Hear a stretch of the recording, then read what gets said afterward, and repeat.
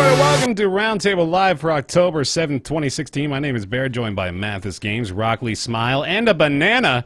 Welcome, everyone, to the show. And Northernlion is also here with us as well. How you guys What's doing? the banana? I don't get it. What's the banana? He literally had one right there. He was holding up a banana. You missed it. I didn't see. Real quick, though, you saw it flash I'm by. very confused. I saw a quick banana. Definitely not a very engaging joke for our audio-only listeners, but all the same, welcome to the Roundtable podcast for the... it's the first one of October of this year, which means it's Halloween for the entire month, of course. That's Hell yeah. the only and then it'll be important thing we've Christmas got. starting in November. That's right. That's exactly right. What's your typical Halloween festivities? What do you guys do at this age? What's the plan? At this age, Yeah, well, I mean, it's different now, right? Because we're not. There's a distinct line, obviously, for when you're kids, and then there's like the 13 or 14 where it starts to get a little weird for you to go trick or treating, and then like from then on until you have your own kids, then you're just like the designated candy provider, and that's the ultimate cycle. Easy there, homeowner. If you live in a city center in an apartment building, you ain't handing out candy to anybody. No? No, he's walking around the hallways, knocking on your door, asking for candy. I always thought that would Missed be like, opportunity. I thought they did yeah, that. that would be like the optimal setup as a kid. You don't gotta fucking walk anywhere. You just walk between No way, the son. doors. This ain't some Leave It to Beaver shit. Did Leave It to Beaver live in a 30-story apartment complex in the middle of Vancouver? Yeah, I think, No, but if he did, he probably would have knocked on people's doors, yeah. asking he's for a knocker. candy. I saw where that was going, but yeah, I remember that being the central plot to Leave It to Beaver. He usually had to deal with like the complications of downtown life, and like whether or not to join the local gangs. That was Stoop Kid was like a real problem I love for Stoop him. Kid, man. That was my favorite character in Leave It to Beaver. There was a lot of like sledding issues and snow days. Yeah, Good show. Which, it's a good show. I remember it too. Fondly. just short term for like cocaine problems. Right. A lot of snowing issues. Speaking of cocaine problems, I don't know why I wanted to say this, but we are really That's what close. you do at Halloween as an adult. I buy like a carton of hood milk, some eggnog, and just like that's pretty much my Christmas. That's fair. This is completely unrelated to cocaine, but I did want to mention that thanks to Twitch Prime, we are actually really close to our little roundtable sub goal that I'm sure nobody was aware of because I never brought it to light. But we have 2 other emotes that we want to use or enable on this channel. And hopefully we can get... We're actually like 1 sub away. We're at 24 out of 25, so if one of y'all wants to show some support for the channel real quick, we can go ahead and get those other 2 emotes up on this channel and be good to go. But thank you Hit guys. the lever. Yeah, thank you guys for using your Twitch Prime subs on us, though. That was the focal point. Really appreciate that. But more to the point as well, talking about today's docket, we're going to be discussing Valve's addition of sprays back to Counter-Strike in the form of Graffiti, the Graffiti update. But unfortunately, there's some ill will being bred there as a result of their choice. The Washington State Gambling Commission has issued an official request to Valve to stop skin gambling via Steam, or to at least stop the facilitation of illegal gambling on that software. The Oculus Touch controllers have been revealed, costing about $200 for the pair of them. Oculus is also recommending you get an additional base station for full room motion capture.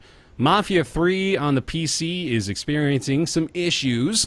Mathis is going to talk to us more about that. We've also got Shenzhen, right? Shenzhen I. Yeah? Oh, you're muted. You're muted. Ryan. You're muted. Ryan. I thought you were being cute. Do you like my inverse ventriloquism? What I was going to say is, into what you're gonna say.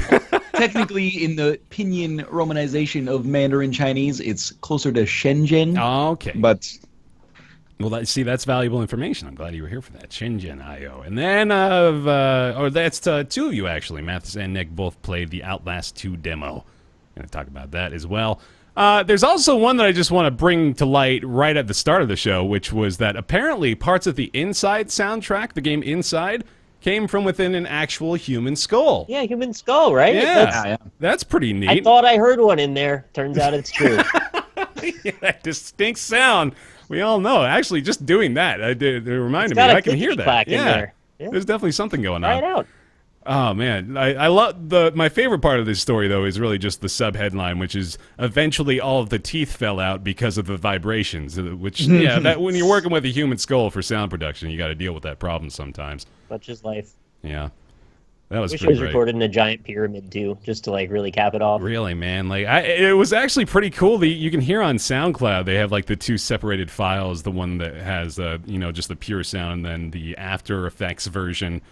With the skull processing added. It's just really... Classic skull processing. Look at a rack mount skull processing preamp. Just feed all my audio through that. Audio jokes. Woo! Yeah, the High shit. the entire soundtrack apparently had a lot of those effects to it, so that was cool. Just wanted to note that. But anyway, off we go then into the core docket. Valve has reintroduced sprays with the Graffiti update. The Graffiti update adds the popular in-game text or picture spray. It's kind of like what Overwatch does with the sprays. In fact, it's basically exactly what Overwatch does with the sprays. Same. But of course, the Overwatch sprays are just a built-in thing with preset images that Blizzard is in complete control of. It sounds like Steam or Valve used to allow folks to sort of create their own customized graphics that they could use the sprays with in-game previously. And people got out of hand with it, of course, as people tend to do. And luckily, people, of course, back then had the option to turn sprays off as well in case they were offended by them. But those went to the wayside. Those were taken away. And now Valve has reintroduced them in the form of the Graffiti. And this is a new consumable item. Players get to Graffiti or have a chance to get Graffiti as a result of free weekly drops for ranking up. You can also buy graffiti boxes that are created by Steam community artists, and you can also buy individual graffiti patterns from the Steam market. So the gist of this here, of course, though, is the fact that there was more or less a feature of the game taken out and then reintroduced as more or less a microtransaction. And while there's other variables at play here, that's essentially what has transpired. It's sort of a big red flag, isn't it? I think it probably ties in with the next thing we're going to talk about. Perhaps they're looking for ways to remonetize content that they've just lost, trying to kind of fill a gap. Ah, yeah. And, you got to make up a lot of money for the gambling stuff. But and I'm not even sure how much, if anything, they took away from that. But it's just like a new way to bolster the economy of it. And since you mentioned that the sprays are like Overwatch, I feel like we should also qualify that, we know it's been a Source feature since the beginning of Source. Right. And Team Fortress 2 was probably the thing that I think made it the most popular. But, it's Overwatch was just a calling card for people that have just entered the world of competitive FPS. Indeed. So, yeah. What do you guys think about the whole thing? It's like honestly just about the dumbest idea for a microtransaction I've ever heard in my life. Because generally I take the opinion that if you have cosmetic microtransactions, as long as they don't affect other people, I don't really care. But at least right now, I've seen some stuff where, there's transparency issues where you can spray, on a window, which, of course, is supposed to be transparent in both directions. And it makes it so that there's actually, an occlusion, so someone can hide in the transparent window, but hidden by the spray from one side, but they can see out with 100% transparency. So... I mean, that stuff will probably eventually be fixed, but it's actually, sprays as a consumable, I think, are silly. Sprays as a consumable with finite uses is just, it boggles my mind. Yeah. For me personally, I'm like, this is the stupidest microtransaction in Valve's history, at least. Yeah, I probably fall on the same side as you with that. And I feel like all they have to do, though, is make as far as, tactical advantages, just make windows not spray-onable.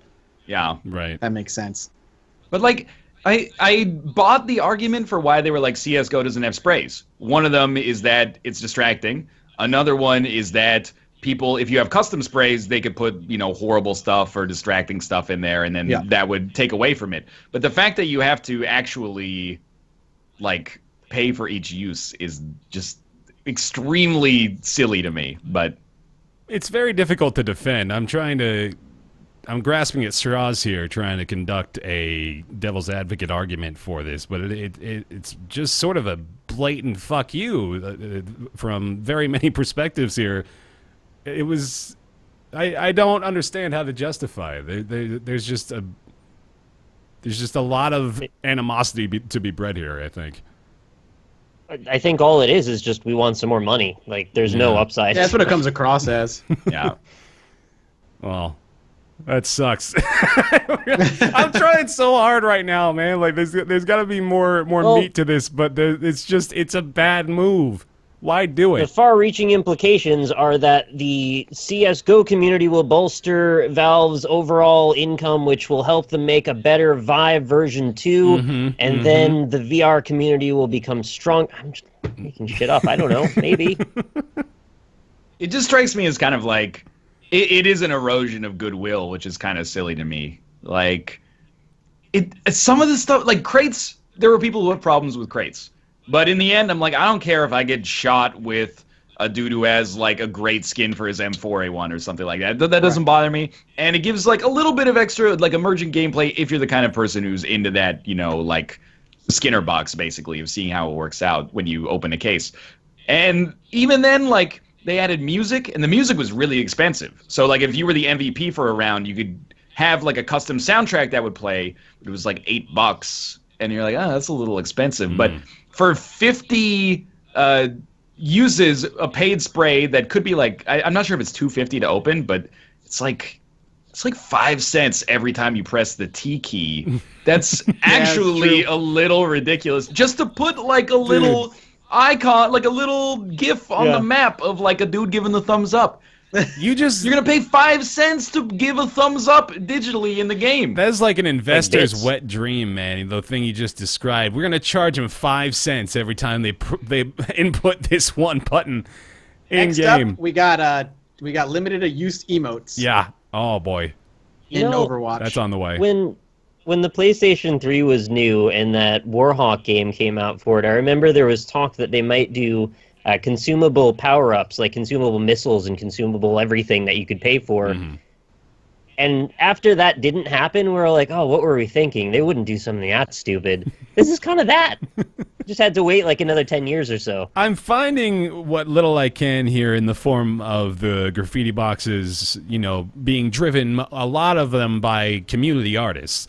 And that is sort of a nice thing, right? The Valve is facilitating a way for artists in the Steam community to be able to create and display their work via the graffiti in the game. So that's, I mean, there's a lot of people playing Counter-Strike, so that could actually be maybe a semi-legitimate source of revenue for folks that may be able to garner enough popularity for that. But it is still, you know, that's a berry among the thorns, and there are a lot of them in this story. Yeah, it's in the end, it still sort of comes down to like, if people want to buy it, that doesn't really bother me. But even still, I'm at the point where I'm like, come on, Valve. Like, it's a transparent money grab in a way that actually offers essentially zero value to the game. And I think it offers like such little value to the player as well. Yeah. To just be like, you know, there's a little dude doing this icon. Like that. It offers so much less than like the feeling of like, check it out, I've got this cool skin for this gun, which is still pretty low, but I don't know. It just I haven't found anybody that is pro this decision. I would rather just have no skins in general. I like having a world without skins in that game. Or it's not skins, sorry, a world without sprays. Yeah. But I don't know. It's usually a warning sign for me when even I'm like pro-consumer on an issue, I guess. When even I'm like, this is too far for a company to go, and, you know, even if it... But the other thing is, like, everyone goes, oh, it's just to make money. But who's buying this? Everybody hates it. It just seems like a lose-lose. With Valve, I mean, this is a silly thing that's going to come out of my mouth, and I know it, but how much more do you need? Valve has got to be doing, like, a lot better than most companies these days. They've got the Dota 2 fucking fan-fueled prize packs that obviously, you know, a portion of those sales are going into Valve's pockets already. They've got a couple of the most popular games on the planet at the moment, a few of them, I think. Got Dota 2, Team Fortress 2, CS:GO are all in their, you know, domain. For a company like this, who is clearly is not in need of a means to get out of the red, there's there's very little that can be done to validate this sort of maneuver. So it's a burning of goodwill in a circumstance where very little things that you can do as a company are going to piss a lot of people off. This is one of them. Yeah, I think there's also another element in Baer. Check Skype real quick. But I think the other element is the...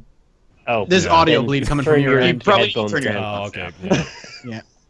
Yeah. The bigger implication that sort of bothers me about it is I think it sort of serves to normalize that this is going to become an acceptable thing for other people to implement too. And it sort of further pushes back the line of like how little value can you provide and ask for money for it. So once Valve does it, I feel like a lot of people are going to say, all right, well, this is where we go now. Let's do that. That's the new thing. Yeah.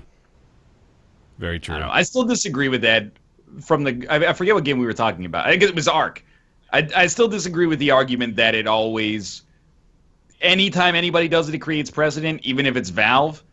But I also feel like players are doing everything that they can to put up a barrier to this. Like, everybody that plays CSGO is not happy about this. Like, nobody's stoked. Some people are like, I don't care. Some people are like, I'm unhappy. I'm not sure what people are supposed to do beyond that. Like, CSGO as a game is a great game, and it's already owned by, like, 7 million people or something like that. So I'm not really sure what more you can do to push back against something like this, except not buy it, which seems extremely plausible to me. Yeah. Well, I think that's how we round that out, I guess. That's Counter-Strike Global Offensive Graffiti. Just don't do it. Just don't buy it. Here's a Band-Aid, but don't do it. Don't buy it. Can we pre-order it, Baer? No, man. I want to pre-order Don't pre-order some spray paint. the consumable sprays off of Valve's marketplace. All right? If we can avoid that, I mean, let's just take baby steps, I guess, toward eventually dispelling the world of pre-orders. We just say, all right, let's just avoid this one. Let's just not do this, and then we'll, progressively get up to let's never buy something before we see it. There we go. Next up, the Washington State Gambling Commission has ordered Valve, more stuff about Valve, to stop skin gambling via Steam.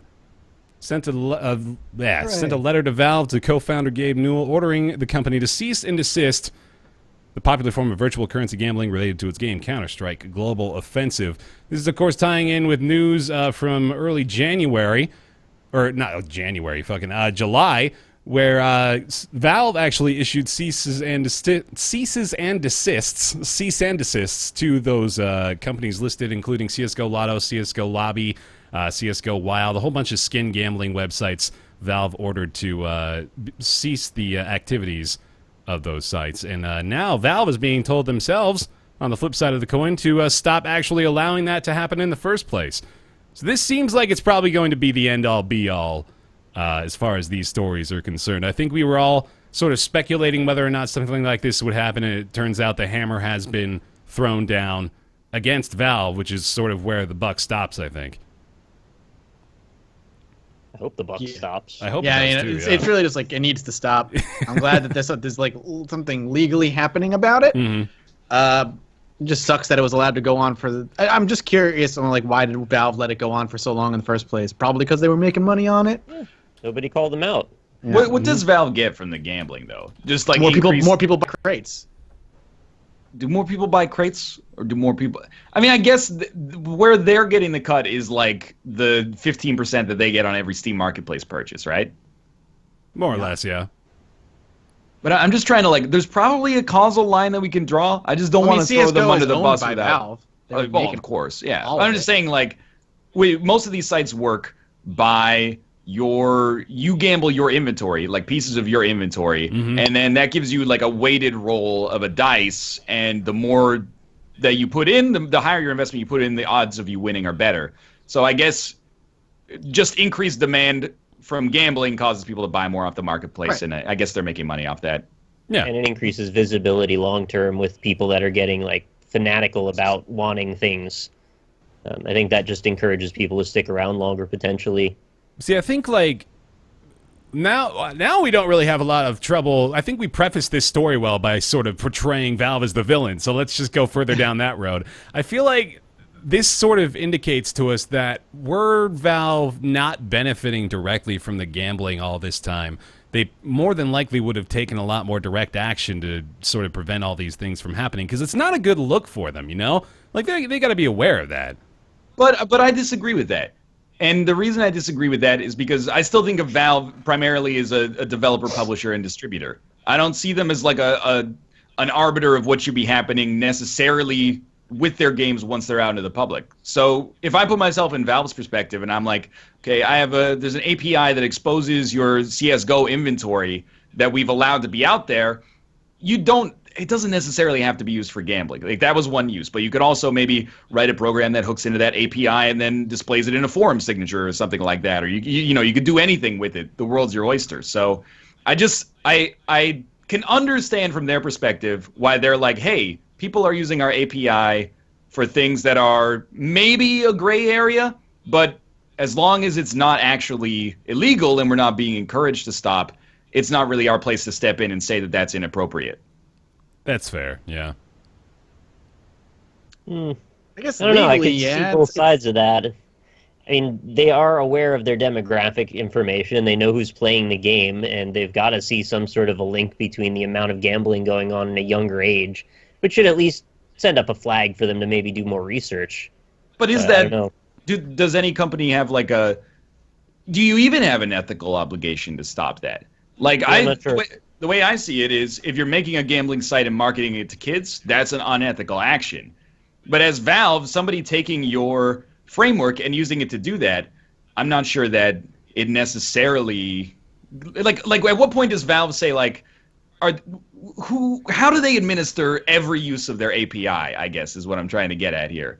It's like they made a tool that people can use, and you can use it for good stuff, and you can use it for stuff that is slightly nefarious. But if I'm Valve, I'm like, let the government handle that and tell me whether or not it's okay. I'm not going to waste my resources trying to shut down things that I don't even have any control over. Like, if I made the site and the government wants me to shut it down, I'll shut it down. But if somebody else is making the site using my tool, I don't think I have a responsibility until somebody steps in and tells me. I think I can agree now with you they there, do. yeah. So what are they going to do? There's so many different parts to it as well. Like, so what's interesting here, sort of a comparison I'm making in my mind, is like, so you know how every time a new Magic set is distributed, they have to account for all of the different parts of the various sets that preceded it, right? So you can't, when you're making new cards, you got to account for like all the different abilities that could be cast against it or with it, and you got to try to balance that as you go, and then the more things you add, the more complicated that becomes. And I think that's sort of what happened here with Valve, in that they want to facilitate all these different things, such as the ability to trade with your friends with in-game items, the ability to automate those processes to a certain extent, and then the ability to, like, give items value and actually allow people to, pay money for that stuff. All these different systems are in place, and, obviously when you put two and two together after the fact, you can see, oh yeah, people are going to abuse the hell out of this by making these bots that are going to run all these complex programs based on all these different criteria that they've allowed us to pass and make millions of dollars, right? Like, that's what's already happened. So I guess Valve's place in this has constantly been changing as a result of the fact that all those things were just added on step by step and not necessarily like all introduced to facilitate it immediately. Yeah. So it's like the question that's posed is, what is Valve's responsibility in all this? I wonder if maybe, I mean, I try to say this, but I don't think it's really possible. Maybe to be better about implementing things like that, and try to anticipate those sorts of possibilities in the future. Although, again, that's, I don't know, that's really just sort of positing whether or not they're aware of all these issues in the first place. Let me construct a metaphor that I think is equivalent. Okay. And you can agree or disagree if it's equivalent. The way I see it is, it's kind of like Unity, who makes the Unity engine. They license their engine to an indie game developer, and that indie game developer makes a game that's incredibly tasteless, like offensive to everybody, but also somehow still wildly popular, and makes a ton of money. Unity gets a certain kickback from sales of the game based on the use of their engine. But even they're like, we're not really for this. Like, we're against this game. Does Unity have a responsibility to be like, we should stop this tasteless content from getting out there? Or is Unity like, hey, they're using our engine to produce something themselves, and maybe it's having an impact that's negative on society, but is it our place to say, like, you guys can't buy this, you guys can't play this? I think now, like, when a watchdog steps in and says, like, hey, like, legally, you can't do this anymore, that's an obvious, like, black and white issue. But until then, like, does the person who makes the tool have a responsibility for the job that's done with the tool? I have another metaphor, which I think might be a little different, but I wonder if it's also equivalent, and that's, think of the gold system in World of Warcraft and people that make up bots to farm gold and then sell it on the gray market for real money. Like, where does that fall into the same thing? Because Blizzard doesn't approve of that, and they do what they can to try and stop it, but they're just always one step behind. Yeah. Valve never even took the active role of trying to stop it until they were basically, shown that it was a problem. Yeah, and that's actually, like, that's also extremely relevant just because, well, I was actually trying to get at this in my point, too, about the fact that step by step they've failed to take action. Regarding the automated bots that most of these gambling websites use, like, Nick, that's actually a good parallel because Valve is failing to really do anything and have in the past failed to really do anything to deal with those. Like, they don't allow that. As part of their policies, they do not allow the use of automated users. The two differences that Blizzard still does try. It's expressly against their terms of service, and they're not making money off of it. But it does set a precedent that you've created the opportunity for a gray market, so you should enforce that, right? Or does it not? That's where my issue comes in. Is that, like, Blizzard making a game and having it possible that there's, like, the ability for a secondary market to emerge elsewhere. I don't think that they have an obligation to take foster care of that secondary market. And especially, I'm coming from the perspective of somebody who's like, if I made a game that got wildly popular, I don't want to deal with the headache of, like, what people are doing to change the economy of that game. Like, maybe at some point, if it affects the actual game itself, and you're like, oh, people are never going to actually go through the grind because they can just buy boost to get themselves to the max level for 10 cents because somebody's, grinding it out there for them. But I don't know. I think, like, when it becomes a legal obligation, it's an inarguable issue, except in the court. Before it becomes a legal issue, I don't think they have a responsibility, honestly. Would you go in this case? Would you draw that analogy out to even include things like Mojang is not responsible for what's created in Minecraft, or just like even any engine or platform that allows for the creation of materials or media within it? The creator of that engine should not be responsible for the secondary content. Didn't Minecraft not too long ago, within 6 months to a year ago, shut down all those pay-for-favor servers? Yes. Mm-hmm. So they did step in and say no more. But they were never, like, court-ordered to. They just sort of... No, because the majority of the people who play Minecraft are underage to be doing that kind of stuff, which can that carry over to CSGO? Or the majority of the kids who are gambling kids and not legally allowed to do so? Well, everybody on Steam was born on January 1st, 1911, right? So it's all irrelevant at this point. Or today's date. Yeah. Exactly. I mean, in the end, it circles back to the same question. Like, sure, Mojang did it. Did they have to? I mean, obviously they didn't have to. Should they have? I don't really have an opinion there. I'm not intimately familiar with the issue of paying for favors for Minecraft servers. But, I mean, for me personally, I'm not even saying that Valve doesn't have a responsibility. I'm just saying I don't think it's clear until there was legal precedent that they had a responsibility. Mm-hmm.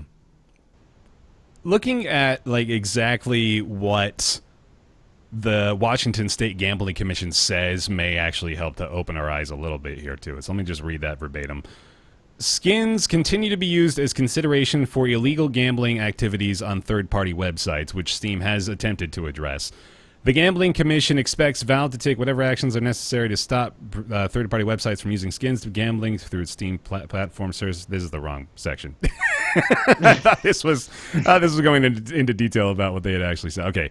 Valve Corporation appears to have rules against the use of bots in its user agreement. It's not strictly enforced its user policy preventing the use of bots and continues to knowingly allow third-party websites to conduct gambling transactions through its Steam platform. And the bottom line is skins were the currency for what seems to be the largest underage and often fraudulent gambling ring in the history of gambling. It's been abused on every level and continues to be abused. Washington State took a leadership role in this decision, blah, blah, blah, blah. So there we go. So that was not offering clarification as I had hoped it would. But it's clear that, there was something... They explicitly stated what the issue was, and, Valve, I think, does have a level of responsibility once we know all these different factors that they, could be reasonably held accountable for. Yeah, I agree with you, though, in that there is still some gray area in determining what exactly their responsibility was prior to that. All right. Cool. Next up on the docket, GameSpot asks me to validate my age, and then Oculus Touch controllers revealed during the Oculus keynote, priced at $200 a pair. Nick, how do you feel about it, man? I swear there's some sort of continuing narrative that you guys just want to make me feel as bad as possible. No. You are the Oculus guy. I know, I'm the it's Oculus not my guy. fault that all the Oculus news is bad news. I'm just relaying it to you. You have an ethical and moral obligation not to keep telling it to me. Well, the thing is, so the Oculus Touch controllers weren't, revealed. We knew about them before the Oculus even came out, but it was revealed very recently that they're going to be $200. And that is sort of enlightening news that I wish I would have known prior to buying the actual Oculus headset. And I don't know if it was strategically set up this way. I'm going to say probably not. But if it was, that's kind of scummy. $200 on top of a $600 purchase, which would have added up to the price of the Vive. Yep. Doesn't make me feel so good when I'm not enjoying the Oculus as much as I think I could have potentially enjoyed the Vive. And it comes with those things on day one.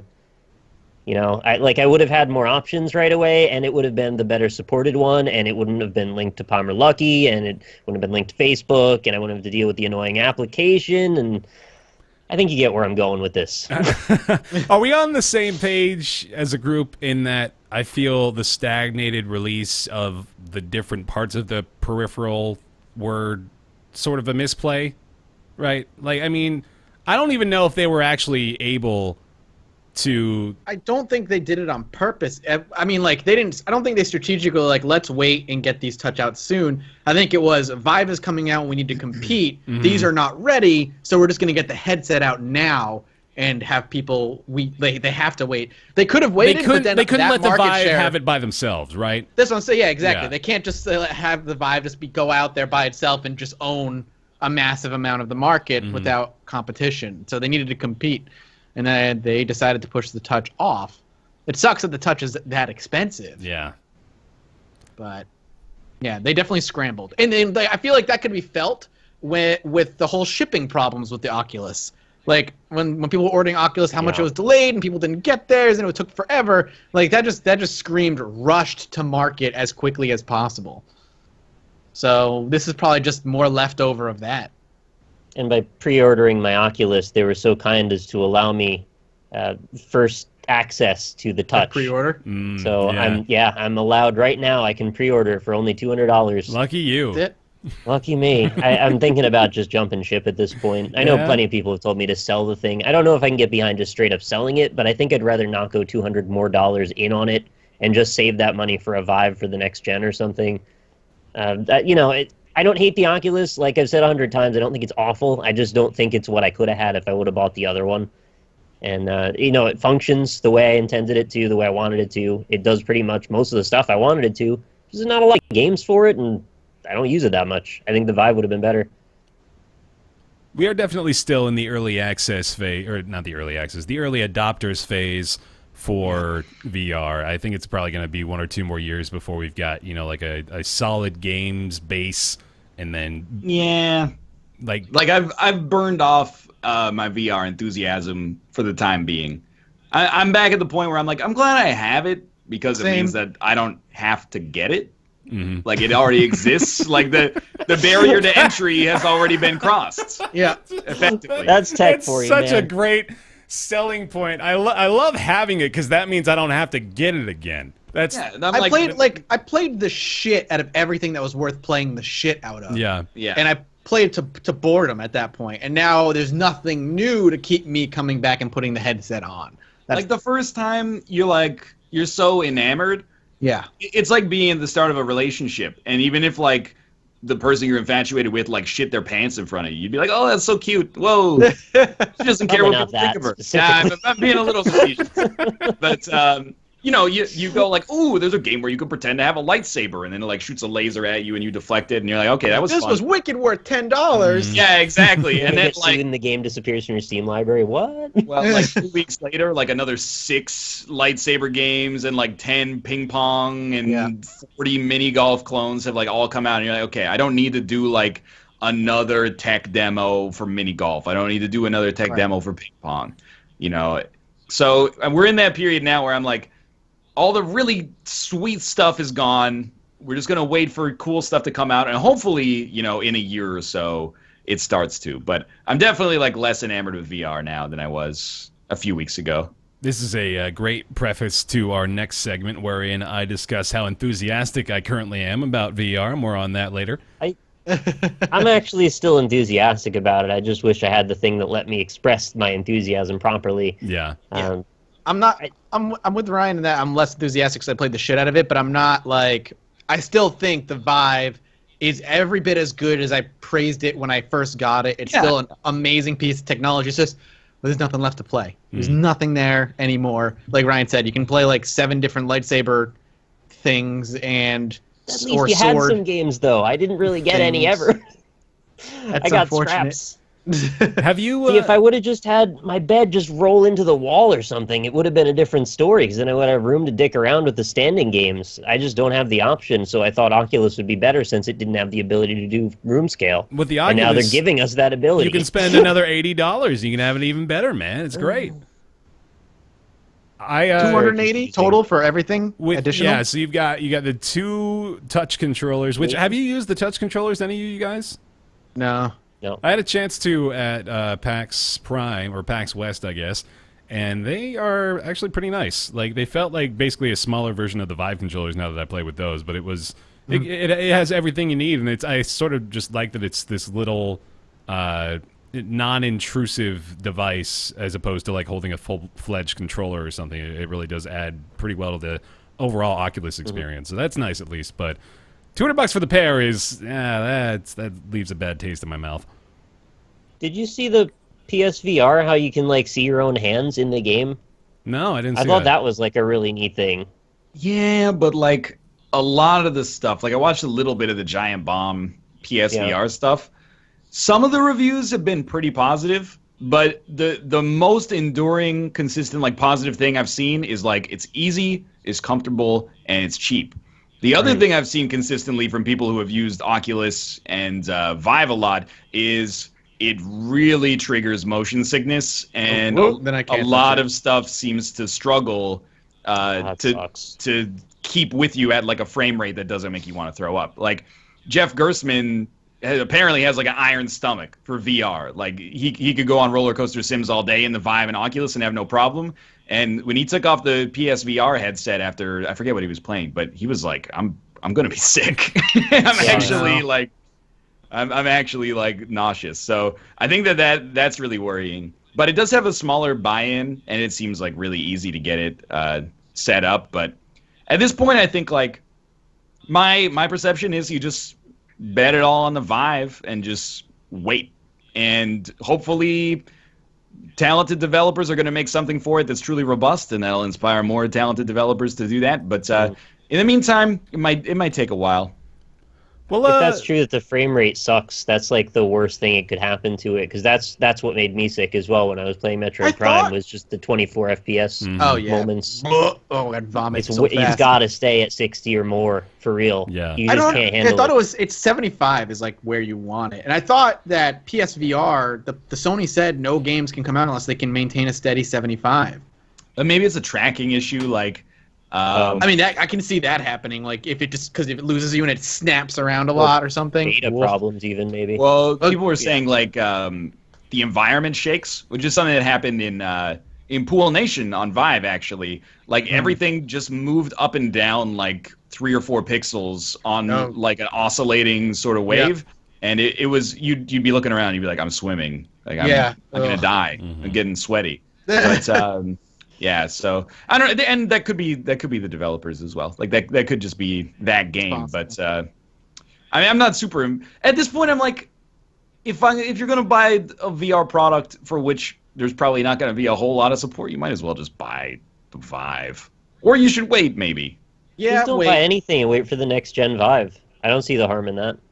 Yeah, I mean, everything I've read about PSVR says it's better than the Gear, but it's worse than the PC. It's like a middle ground, which is what we were saying. It's probably going to end up being... It's like 100% what I expected it to be. It's just the entry level for console gamers, basically, for the VR system. If it's that like easy to trigger motion sickness, that thing, I'll probably put it on and just immediately vomit. So I can't. Not going to happen. Well, let me segue this into my personal experience with the Vive, because I just managed to get my hands on one pretty recently. HTC Vive right here. Let me get it. I'll just to prove it. Just, you know, I'm not bullshitting you guys. It's actually here. There it is. I got the real deal, not some knockoff. There you go. You got the official Vive stamp of approval. So, I have I've checked out in the Vive. I've played the Lab, which was the one that comes bundled with it. That was by itself awesome, man. Like, I'm so glad that comes with it, because that thing is so well made. Like, it had the Valve seal of approval. That is such a great experience. It's a great like VR museum kind of thing. You know? Yeah, man. Like, so there's 8 different labs in the lab. You've got anything from like a really basic display, 3D display of the human body, where you can like investigate separate sections, and you've got your little wand that you can use to sort of parse through the body, which is kind of neat. You got visual postcards, which are again another really simple thing where you can go from location to location and sort of bounce around and check it out. And then you've got things like the slingshot, which is just its own sort of mini game built into the lab, which, man, I want to give Valve just some random praise here now that we've been shitting on them for the first hour or so.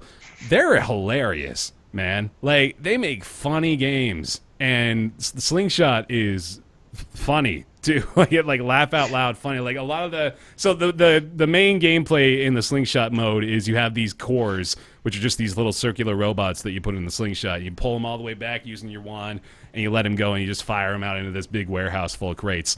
But they all have like their distinct lines, and it's so good. It's like, I am the snuggle core. Do not snuggle me, or I will explode. And it's just, it's so good. So I wanted to say that as well, and I really enjoyed the slingshot mode. They also have that the archery, which is like tower defense archery, which was so fantastic. Like, it's super satisfying. Every part of it, the tracking, the one-to-one tracking is unbelievably perfect. Like, especially, I actually had to tweak it a little bit as well. I'll say that, like, the initial setup was actually a little bit of a pain, just because you got to get the boxes aimed at just the right angles. You got to make sure that every reflective surface is covered. You got to make sure that you've got the exact proportions necessary. And it's a surprisingly big space too. Like, actually, I heard a lot of people say this, but the amount of space that you think you need is probably smaller than you actually need. Yeah, you can get away with a pretty small space. And then you want to know how small my space is? Yes. There's my bed. I have. Oh, you're just gonna point it out your dick. Yeah, I know, right? Yeah, there's my bed. And ban. All right, sweet. Yeah, the lab is exceptional. Really enjoyed that, and then the robot repair thing was cool as well. I just that made me that got me super hyped. I don't know if it was meant to, but I got hyped about the idea of playing Portal within VR. Which, God, if they just put that out, I'll be so happy. And then what else did we do here? I got a code for Space Pirate Trainer. Actually, did you guys check that out? Mm-hmm. Yep. Yeah, that's probably like, apart from, I hear the gallery is what you played. I saw. I did, but yeah. I hear that's like maybe the definitive experience. Apart from that, Job Simulator's up there in my opinion. Job Simulator as well. I really like Fantastic Contraption, but Space Pirate Trainer is the one that like is really, really like repeatable. Like, I can play that for like an hour at a time, which is kind of special for VR. Yeah. I think. It's great. Yeah, You always feel like a badass. You do, man. Like the music is great. Just the overall feel to it. It's so intuitive as well. It just feels like, oh yeah, this is what I've been doing as a space pirate for the last 10 years. I've been doing this forever. Like I said, well, and I was talking about VR before, and I'm sure you feel the same way. How crazy it is that like your brain is like, yeah, I'm just holding guns now. Yeah. That's what these are. These are just guns. These are my hands. To the polar opposite of that, do you guys ever feel like, I guess what I could only describe as a phantom VR syndrome when you've been playing it for a while and you come out? Do you ever get like, so when I was playing for like an hour or so earlier today, I got out, and then for like a little while after that, I was weirdly like experiencing the grid around me, like very cognizant of it, and like especially when I would close my eyes, it would be like I would struggle to not see this virtual space around me again. You didn't ever feel that way? You mean? Nope. I've had an experience when I was watching a lot of those VR videos because they were kind of grainy and low res, and when I took off the helmet, I was like, the world is very high fidelity now. Like, everything feels like it's got way too good textures on it. Yeah. The Vive went HD. I have had that. Like feel actually. wavy for a minute. I'll give that. Yeah, coming out and being like, oh, everything looks really crisp and clear. This is my world. Okay, got it. Then VR resolution is not very high. I know it's kind of hard to put that across, but it doesn't look as good as PC gaming normally does. Yeah. Or as the real world. Right. Or that.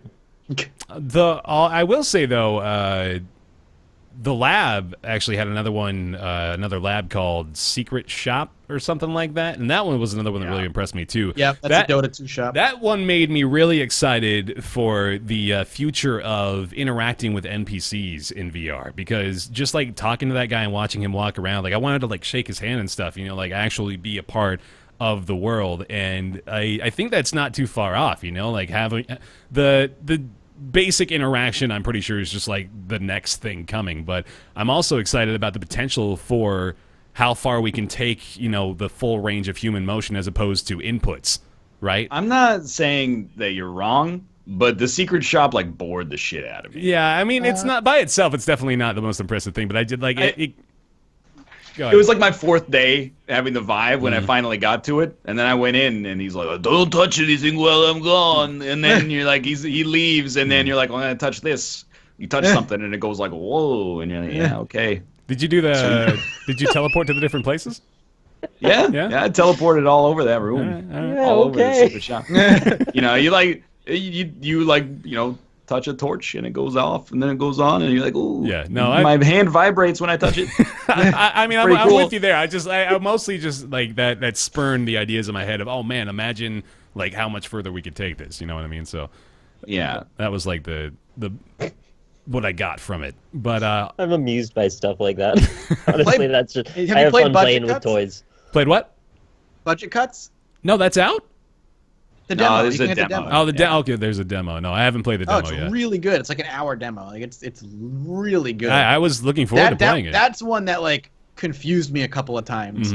Like because you have to like lift things up, and like you can poke your head in and like look around, but you have to be like crawling around so you can like bop your head into the ground as you're like, I'm gonna peek through the nope, the floor is there. Never mind. Like that got me a few times, but it was really, really immersive. I will definitely have to check out the demo. Yeah, that was one I was it's actually so really looking forward to playing. There's another one that is coming out. Actually, might already be out, called Audio Beat. Did either of you play that? Oh yeah, Audio Shield. Audio Shield. Yeah, that No, label. audio. Yeah. Wait, you mean the one where you play a virtual drum set, or do you mean the one where you block balls? Block Balls. Which one is that? Okay, that's audio. Audio Shield. Shield. Yeah. Okay. Yeah. Mm-hmm. I played like maybe like an hour and a half of that. Yeah, it was fun. It was just kind of like, it's good. It's a rhythm yeah. game. Yeah. Yeah, like the problem for me is that like it's fun for like the first like 4 songs, and then after that I'm like, there's not really much room to learn, I guess. Like in Rock Band, you play and you're like, I suck, and then you play for another hour and you're like, I'm a little better, and then in 6 weeks you're like, I'm a god. Whereas in this, I'm like, as long as I can see the things, like I can do it, and it's not that tough. But also sometimes I don't think the the algorithm catches the music properly. Oh. And I kind of feel like I'm just arbitrarily like waving my arms, and I'm like, the actual spirit of the music is not really in keeping with the beats you're having me keep right now. Yeah, But that seemed fine. That would be like the primary turnoff for me, because that's sort of like the infatuation I have is doing the motions to the beat, which is I love rhythm games. Like I played shit right there, you know. Like I love Guitar Hero and Rock Band, so I felt like I would be totally into that. I also checked out Tilt. Oh, sorry, what? I was just going to say, I feel like there's a little bit of a disconnect still with some of the motion stuff where there's so much flailing you might necessarily have to do that it like kind of makes the options limited for what the developer can implement in the game and have a fun mechanic. Right. So you're playing up like, okay, you can move, cool, and then you've seen that and you're like, all right, but can we make the gameplay more complex? And the answer is no usually, because there's only so much the human body can really do successfulully. So I feel like sometimes those are the cases where if we just had a gamepad, like the options would be so much more open, silly as that sounds. Yeah, it's true. No, it's right. Like, one thing I think a lot of people don't actually consider until they think about it is that with a gamepad, the amount of actions you can do is, like, endless. It's extremely complex. You've got 3 different ways to input direction, like 11 buttons, some of which can be held, some of which can be held at half or 25%. You can tap, you can hold, you can input sequences.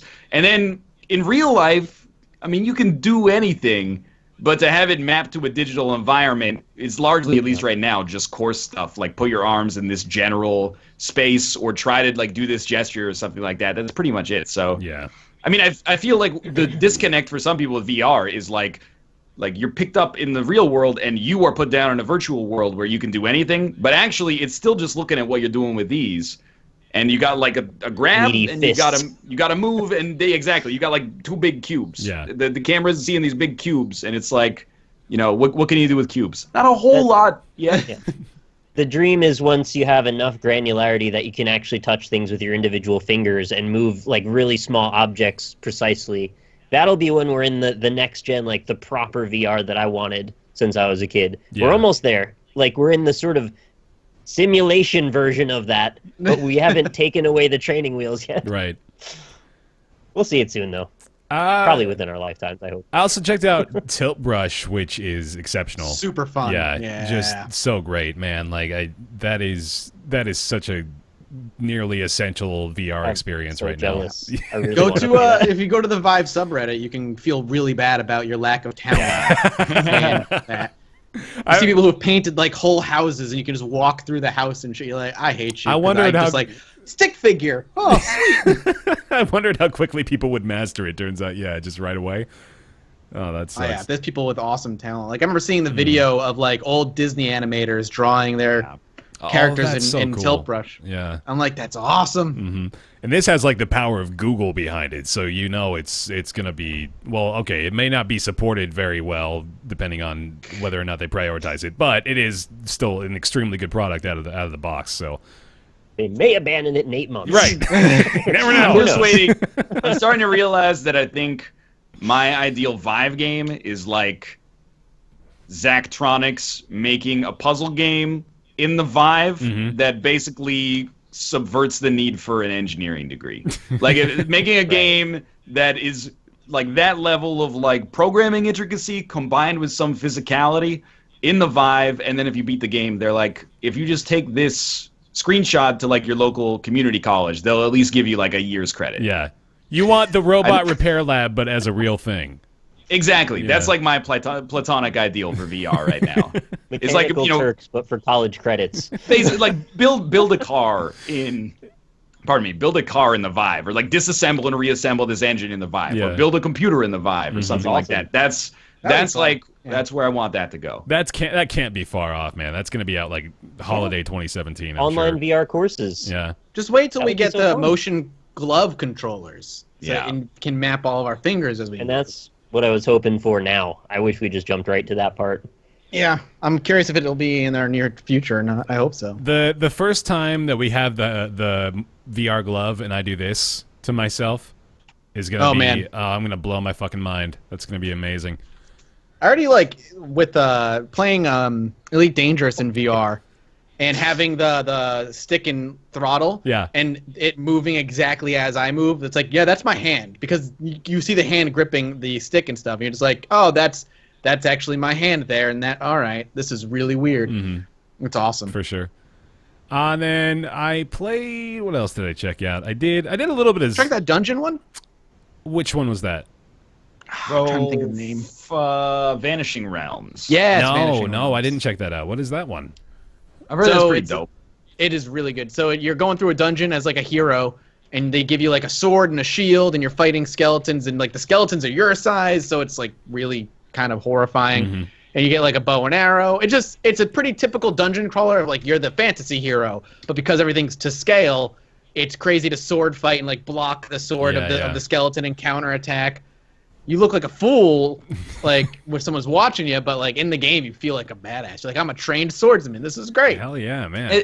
As weird as it sounds, I think what I want out of VR as I exit the honeymoon phase is games, and I'm not disparaging the descriptions that we've used, but is games that are described as being good without actually requiring describing the gestures you do to play them.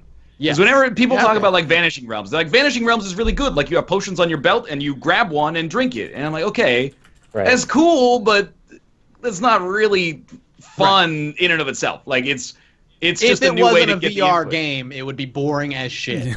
We're in the realm right now of it being sort of like something mapped to a Wii remote, and it's because the language that we have is too coarse. Like you said, we need more detail, and we need a commonality among all these games that we can take it for granted that if you do this, X will happen, right? And once we get to that point, they can start to build off of that, and new people can bring new ideas into it. It branches out until it's a huge thing. So it's too early yet. Yeah.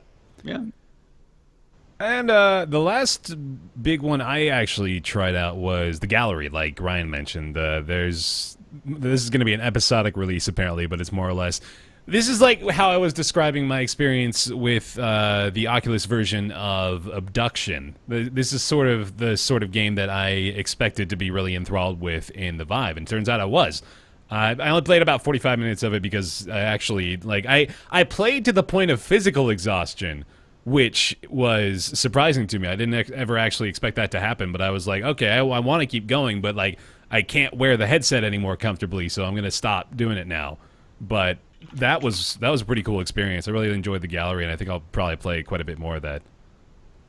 Cat Cam was fun, too. Sweet. Yeah, Ryan's stealing your thunder with an adorable Ruka in a box right now. I can't compete against that.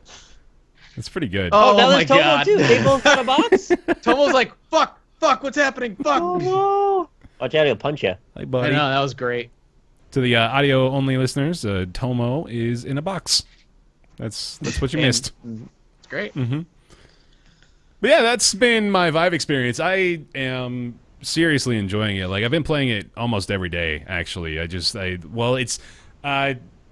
got it for a project, so I'm sort of like in need of training. So I've just been kind of, getting used to the motion capture and getting used to the area that I have to operate within, I guess. And I've really enjoyed it. I am looking forward to a lot of the different releases coming around as well. There's such an influx, especially like in the latter part of 2016. I've noticed there's so many more VR game companies popping up. A lot of big names are going into VR now, and it's really exciting. Even people like Justin Roiland, Squanch Tendo, they're getting into it, man. Like that's pretty fantastic. I'm really looking forward to see when they get. My only worry with his first VR game is that it's just, I hope it's not, but it seems like it's going to just be a reskin of Job Simulator. Yeah, it kind of looks like that. And that, I've already played Job Simulator and it's fantastic, but we'll see. We don't know. Right. But yeah, it's looking good, man. Looking forward to more VR stuff. Let's get into Mafia 3. Yay. Out on Steam, out on PC today. Actually came out yesterday. $60. Steam reviews are mixed. MathasGames, how do you feel about it? So, just disclaimer, I got my code from 2K. Didn't pay for it. So just you get that out there. So, Mafia 3 is an open world Mafia game. If you played any of the other Mafia games, it's that style, whereas it's all about the inner workings of the Mafia and usually a revenge tale, blah, blah, blah, blah, The PC launch was kind of a mess. Not in your typical way. So it's locked at 30 frames per second, which is a lot of people are bitching about, understandably, because it's definitely noticeable. You can't fix it in any INI files. It's just not possible. It is 100% locked. It's supposed to be going to be having a patch this weekend to fix that. Man, I just don't really like Mafia 3 so far. I played it for about 5 hours all told. I played it for like 4.5 today so far on stream. Mm-hmm. And I spent a lot of that time breaking the game. I really felt like I was pulling a Nick, where I was going out of my way to test the boundaries of the game and found out the boundaries are like literally inches from you, and you can quickly find them and break them. The look of the game is a little disappointing because it's really ugly in a weird way. There's this weird smudge effect, blur effect that you can't get rid of over the game. And it's not motion blur. You turn that off. I messed with whatever the limited settings they give you, and it doesn't go away. And the game constantly looks like it has this weird smudge filter slapped on top of it. And whenever you move, it just looks blurry. It just looks like this perpetual motion blur on the game itself. It's all the colors are really like muted. Unfortunately, it doesn't like bright and it doesn't look great. And obviously the 30 frames per second is kind of a problem as well. The problem I have is the fact that it's open world, and the game, it feels like the developers were not prepared to make an open world game. The AI is awful. The AI is god awful in the game. You can go up on the street, and you know in like GTA 5, you start fighting somebody, they take a few punches, they'll get up, they'll run away, they'll scream, they'll call cops or whatever. They act relatively realistically for what the world of GTA is. Cars will peel out and just like run from you. In Mafia 3, you can go up to a pedestrian and like push them, and they just fall over and they're unconscious. They're out. Every pedestrian goes out with one hit. You punch them in the chin, they just go down. You punch them in the stomach, they go down. You push somebody, they go down. And nobody reacts in the game at all. They just keep walking. So I was like, okay, this is really weird. Let's mess with this a little bit. So then I started taking the bodies that are unconscious on the ground and lining them up on the streets and seeing what would happen. I'm watching you. Sounds like Hitman, what I did. Yeah, so I'm lining them up on the street just like in a row and seeing what the cars did. And then the cars, just some of them would like really like jank out and like try to back up and go around them, and then eventually the AI would just give up and just run over the bodies and just hit them and just keep going. Until at some point, this poor little old woman came up and she was like ready to go, man. She saw you taking down all these pedestrians, and she was just, no, come on. No, she went down. Eventually the cars stopped. One car got stuck on a body and started making crashing sounds. And all of a sudden, I was on like a intersection when I was doing it, and all of a sudden the AI for the cars just breaks, and every car just stops moving. They just, middle of the road, cars stop.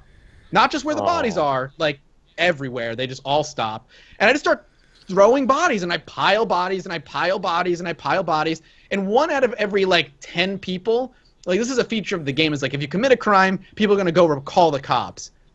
Not really. Like 1 out of every 10 people will be like, I'm calling the cops. And there's a big sign that's like, this person's going to call the cops. You run over to that person, you just push them, and then they go unconscious.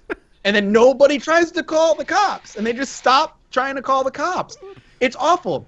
At one point, the cops did show up, and all I had to do was run behind a building, and I just sat there. And then within 30 seconds, the cops went away. They're like, meh, okay. One cop car got glitched, like the AI died, and it just sat in the middle of the road with the 2 cops in the seat. I took out my gun, shot each cop on the head, took the cop car, drove down the street, parked in an alleyway.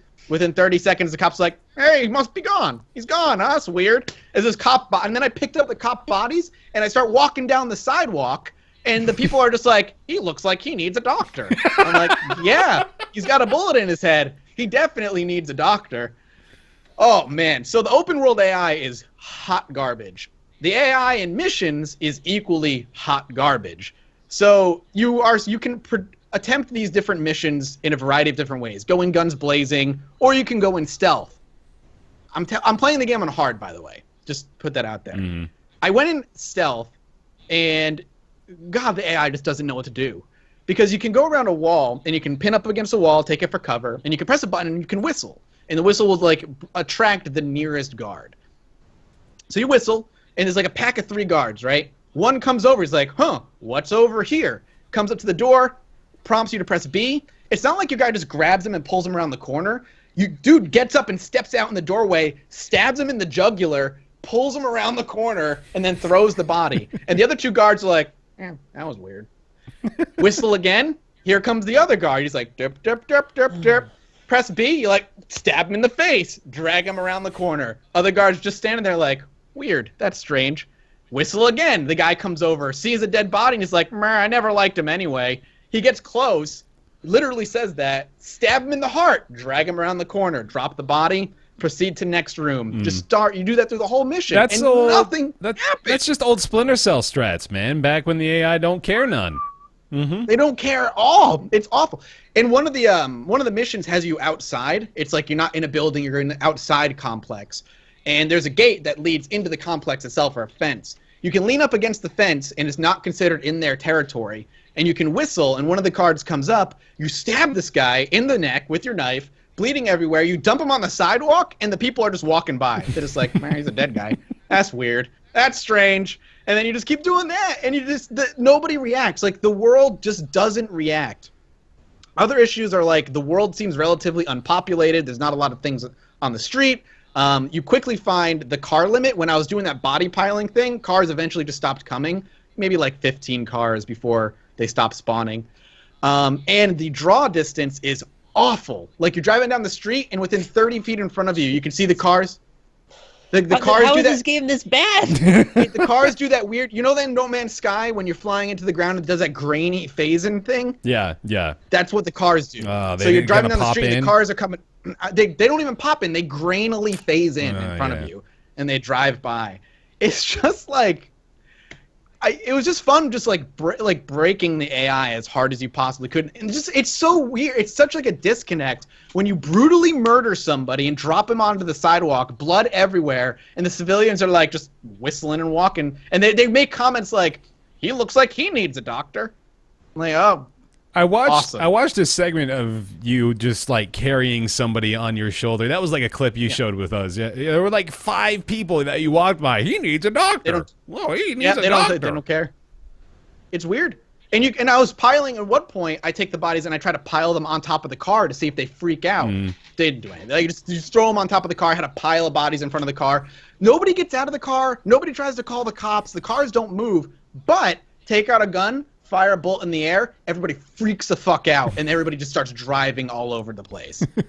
It's so broken. It sounds like they just didn't have the time to implement enough systems to make this actually seem like a living world. So they cut it at bullets, and that was it's so weird because like that's one of the biggest like selling points for this game. It's going to be an open world like Mafia 2, but like more busy and more things to do. When it just And at least in Mafia 2, like, the cops would stop you if you were, like, broke a traffic law. Like, they went for that kind of realism. In this one, cops are brain dead. They just don't care. They even give you a warning, like, if you break traffic laws in front of cops, they're going to chase you down. I went whipping by at 105 miles per hour by 2 cops through a red light, and they just ignored me. Like, or, you know, they just don't. Shoot 2 cops, take their car, 30 seconds, they're off your ass.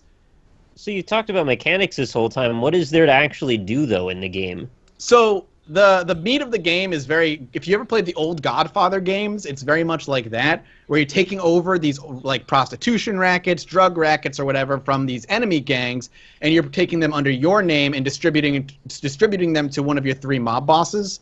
And that's like the meat of the game, all while you're basically taking them away from the main bad guy to get back at him as a revenge tale.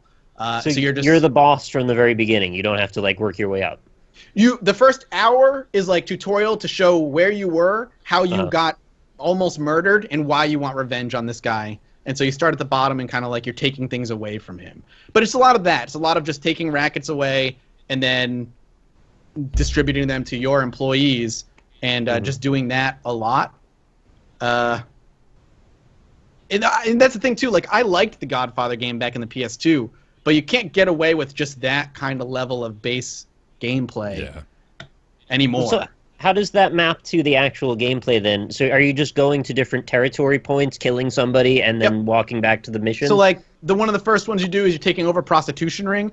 It tells you what you need to do. There's like 2 people you need to kill. You can kill one of them or you can kill both of them. If you kill both of them, you get more money. If you only kill one of them, you get less money, but you still do it. And basically you cause enough damage to draw out the boss of that ring, and then you get a mission to go kill that boss. Once he's dead, you take it over and you hand it off. It sounds like shitty Crackdown. Yeah, it's similar to without Crackdown, any of the fun parts. Yeah. I mean, it's stuff you've seen in open world games time and time and time again. And it just sucks because the PC port is clear. It feels like it's just a direct console port, just like directly from the console to the PC, to the point where putting graphics on high and comparing them to low, they almost look indistinguishable.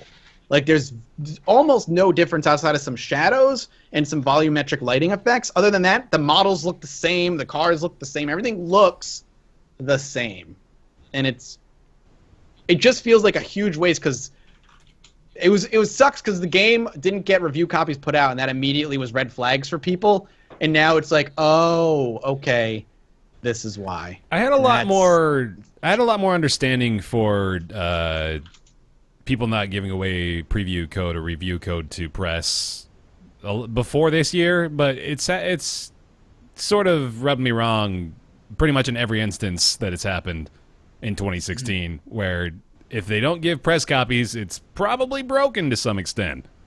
The one counterexample to that is Doom this year. Yeah, I say Doom. Doom's the only one. Where like they didn't give press copies, and everyone was like, "Of course they're not going to give press copies. It looks like shit." And it came out, and everyone was like, "This is awesome." But yeah, no, I would agree that for the most part, it's a bad sign when press copies aren't given out, especially when it's a game or a company that like always gives out press copies. Yeah. I mean, I got Civ 6 like 2 weeks in advance. I was actually going to say, I was going to cite that exact example that, 2K has given Civ 6 to people already, but for Mafia, well, I mean, it's easy to see why they wouldn't. Yeah. They're like, we know that we're going to get roasted over this like 30 FPS stuff on PC, so at least we can like not have to deal with it for one more day. I will say the story so far is great. The voice acting is phenomenal, and the music is awesome. Mm-hmm. Like those 3 things are great about it, but everything else just feels shoddy and just not ready. The options they give you as a PC player to mess with graphics are super limited. There's like very little you can do to mess with it, and that sucks. It is interesting. It's interesting to note that they are basically deploying the 60 FPS patch over the weekend. So why not? To me, makes no sense. Yeah, why not delay it, right? Yeah, I don't understand.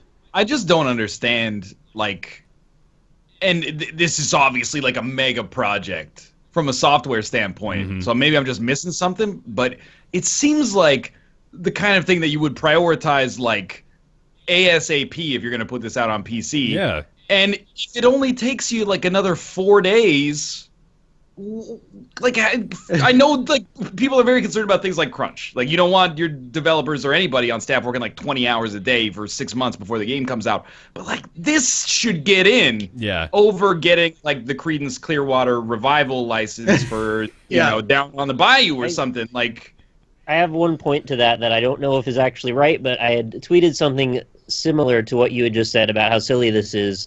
And someone replied that there's a lot of times there's contracts that require parity amongst console and PC. So they literally have to wait until the release and then they can patch it to not breach the contract. Really? And that was the most plausible thing shitty. I've heard that might make sense, but I don't know if that's right either. yeah. It's just another People angle are I never also thought wondering if like the FPS is tied to the physics in some way, which could be a problem. I don't know, man. of. It's just The old like Dark Souls. Yeah, exactly. It's just, and the thing is, like, the 30 FPS thing is noticeable, like, really noticeable. I hate it. But it's the least of the game's problems. Like, the game is just not that good. You know, like, there's a lot of mechanical issues with the game. Yeah. And it sucks because I feel like, again, it's another game that had to be open world for the sake of saying it's open world. Because the game does not feel like it is at all ready to be an open world game. There's the fact that every civilian just goes down with a punch. Nobody reacts. Nobody tries to call the cops, which is something they touted as a major thing in the game. Nobody does it. And it's just a problem. And when they do, they have to run to the nearest phone because no cell phones in the 60s.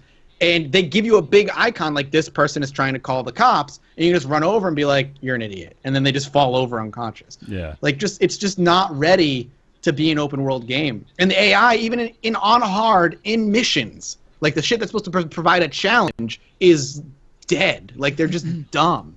And there was another problem, this very small thing. Bosses, unless you stealth kill them, are like bullet sponges. The very first boss I went against, I shot him in the head with my pistol 4 times, and he was like, I'm still going. Well, everything else in the game goes down with 1 headshot. But the bosses, I'm like popping him, and he's just like, no, he's like, they're high on meth. Yeah, like The only option. he's just shouting at you and stuff. I'm like, that's just dumb.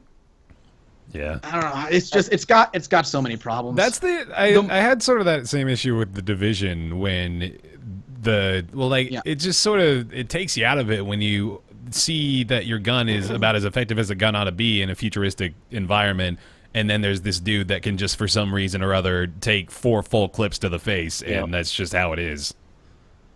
I think we're past the point where it makes any sense for a human being to not go down from a headshot. Yeah. Like, the gamification of that concept doesn't apply in this time now. And it's like it's a design issue that it seems really lazy to just be like, every other human being dies in 1 hit, but this guy doesn't die in 1 hit because he's a boss. Yeah. Like, it's much cooler to do things in the way that like a lot of Mark of the Ninja bosses did it, where it was like it was really tough to get to the boss. But if you dropped on top of them, they behave by the same rules that every other enemy in the game does, which is you cut their head off. Yeah. You know, like they're dead. Yeah, exactly.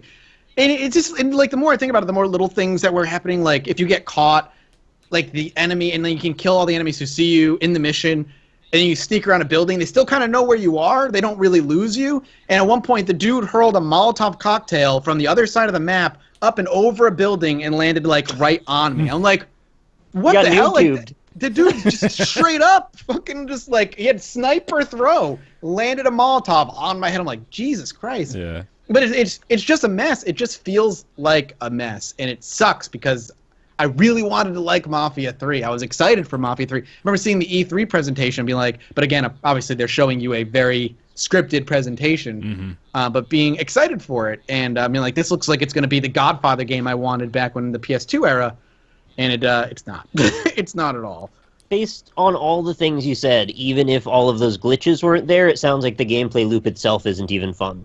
It's repetitive. It sounds like there's no core game that's even enjoyable to it. It's your typical take over territories on the open world map with like you're taking over and whoring out prostitutes and dealing out the It's the Ubisoft cokes. formula mapped to a different time period again. Yeah.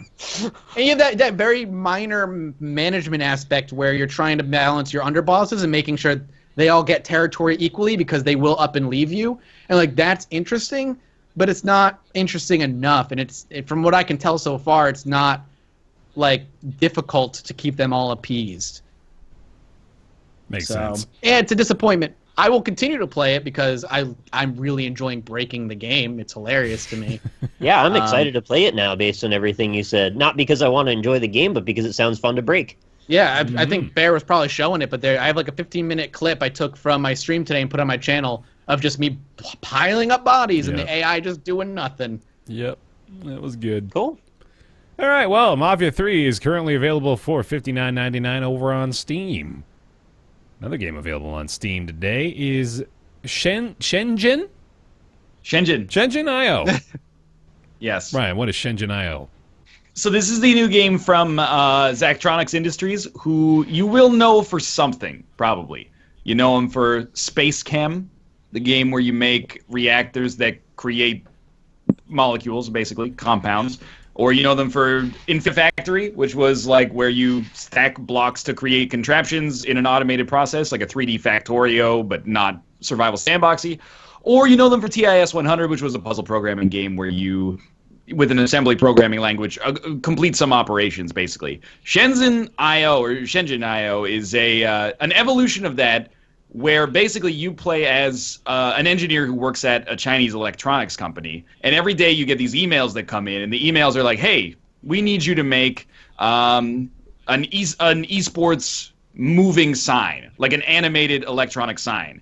So what you have to do for that is there'll be like 3 animations or 5 animations, you have to program the way that the animations will come out in sequence. And what you basically are doing for that is manipulating numbers and creating loops that, behave in very sensible ways, and you're building you're connecting microcontrollers to one another and passing data between them in order to accomplish these objectives. It's basically a puzzle game where you're moving stuff back and forth, but you're doing so digitally.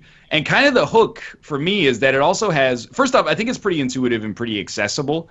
Compared to something like TIS 100, this actually feels a little bit more gamey, and the interface looks really nice. But beyond that, it comes with like a 30 or 40 page PDF. So, and the tutorial is basically just it assumes that you know what you're doing because you're playing the engineer/programmer. So it just goes, okay, here's what you need to build. Then you have to go and look in the reference manual and be like, okay, I want to add 6 to a number. How do I do that? And you go through this period-specific book that is kind of retro-futuristic from the 1980s, and you go okay, well, the way that you do this is you store it in a variable called ACC, and then you just type add, and then the number you want to add, and then you pass it to the output port, and it goes out there. So you have a lot of Papers, Please style, okay, I need to do this, how do I do this? And you refer back to the reference material, you take the reference material, learn the syntax, put it back into the game, and then do it yourself. Mm-hmm. So sorry, go ahead. Is this a game that would maybe translate well into real life application? Possibly, but if people are I want to play a game to learn how to program, this is not it. Okay. This is a game that I hate to say this because I think that the thing that people are going to look at this, and from the description, they're going to be why would I want to read books while I play a game? It's not really like that. It's you're referring to a table to get a number. It's like, in Keep Talking and Nobody Explodes. You have a panel of symbols. You don't know what to do with it. You refer to the book and you go, okay, here's the order that you press them in. It's a little bit more like that. In that the gameplay is kind of an abstraction to teach you some programming-related concepts. It's not homework, but if you see it as homework, you're not going to like it, which is also fine. It's obviously a niche product. But it's definitely not something where I'd be hey, if you've never programmed before, get this 40-page fake PDF and learn syntax for a language that is 30 years old and also doesn't exist. you should really just start learning Python or download Visual Studio or something like that, because in a language like C#, when you type, you're basically typing for every string in strings, and it's English. In this, it's TEQ space ACC 0 plus it's pretty esoteric at first, but if you have some programming experience, particularly with logic, for loops, writing conditional statements, fairly basic stuff in programming, that knowledge will translate here easily. All you need to learn is the syntax. You don't need to learn hey, what is a for loop? What is an if statement, et cetera, et cetera. Right on. That's the answer I was looking for. Tubular. The thing that is also awesome about it is that it's a puzzle game where optimization really matters. So the game is strongly if you can beat the levels, you're already a genius. You're a smart person. If you could, I've played for 2 or 3 hours, and I've beaten 5 puzzles, I think. And then one of the puzzles I beat, I can't beat again. I did it at 2 a.m. last night. I woke up and tried to solve it this morning on video and was I don't know what the hell is going on here. This is ridiculous. So it's tough is what I'm getting at. But the optimization is really important. Every microcontroller you put on the electronics board to make a product has a cost associated with it in terms of the actual money that is required to produce it, because you're basically working on an assembly line, or you're designing something for an assembly line. And then every action that microcontroller takes costs more power. So the more complicated your program and the more microcontrollers you use, the more expensive it is and the more power it uses, the worse your leaderboard ranking is. So you'll finish a level and be whoa, I'm on the far right of the bell curve for everything. And then you look to the left of the bell curve and you see these Bill Gates level John Carmack geniuses that did everything with 1/4 of the cost and 1/4 of the cycles, and you're it encourages you to get better. And I see a common complaint, by the way, which is why not just program a game if you're going to play a game with programming? Mm-hmm. I want you to know it's the same attitude that you give people shit for, where they go, well, why would you play a game where you Why would you play Call of Duty? Why don't you just join the army? Why would you play Madden? Just go outside and throw a football. It's a gameplay abstraction of something that is fun to some people. Like the way it's the same as like Sokoban games, you know, where you push around a block in a tight space and you've got to manage that space to get the block to the exit without like getting yourself wedged in a corner and stuff like that. It's like that. If you enjoy these kind of like programming concepts, it's a gameplay abstraction that is a little closer to real life than probably the way that a lot of games do it. But for me, if you like this game, this is going to be like your game of the year. People are going to lose their lives in this game. I've already seen people in this game have programmed like Pong, which is actually outstanding when you see what you're actually given. You're given like a little board, 2 microcontrollers, or 5 microcontrollers, and someone made Pong. It's apeshit. That's actually crazy. Nuts. Play the output of it? Yeah, you can like move. It's it's playable. It's not a great Pong game, but yeah, like as you play more, you can unlock other components. So you can unlock bigger microcontrollers that can have more complexity. You can also inputs. There is an input device that's like an NES controller, and there's output screens as well that are like I think 8x8 screens. You can't model anything too crazy, but like, and I would caution you, like I don't want to sell it on those high order things because you're not going to make those in like 10 hours. Yeah. You're going to like that's going to take forever to get to that point.